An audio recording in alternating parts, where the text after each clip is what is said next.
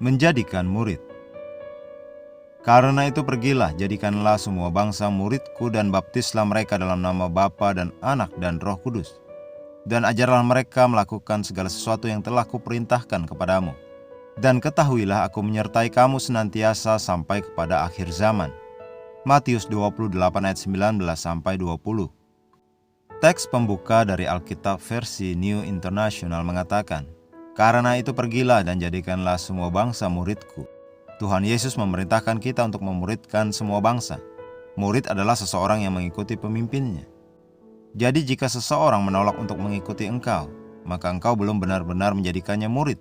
Visi guru adalah agar mereka menjadi murid kita, mengiringi kita dan meniru tindakan kita, dalam melakukan hal-hal yang Tuhan minta agar kita lakukan.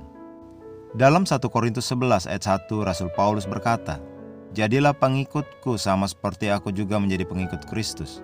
Perhatikan bahwa dia tidak mengatakan, aku telah membawa engkau kepada Kristus, jadi ikutilah dia.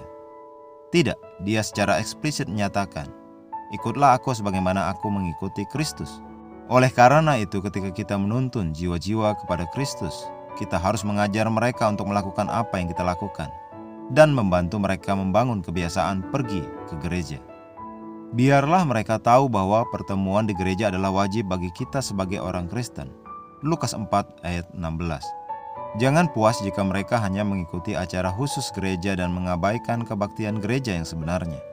Mereka harus menjadi murid dan agar hal itu terjadi kita harus memimpin dengan memberi contoh. Mari kita berdoa.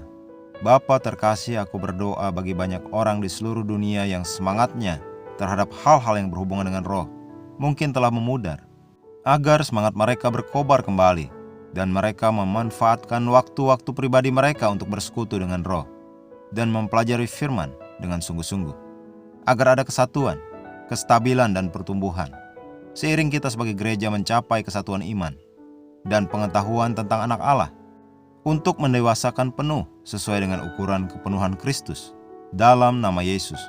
Amin.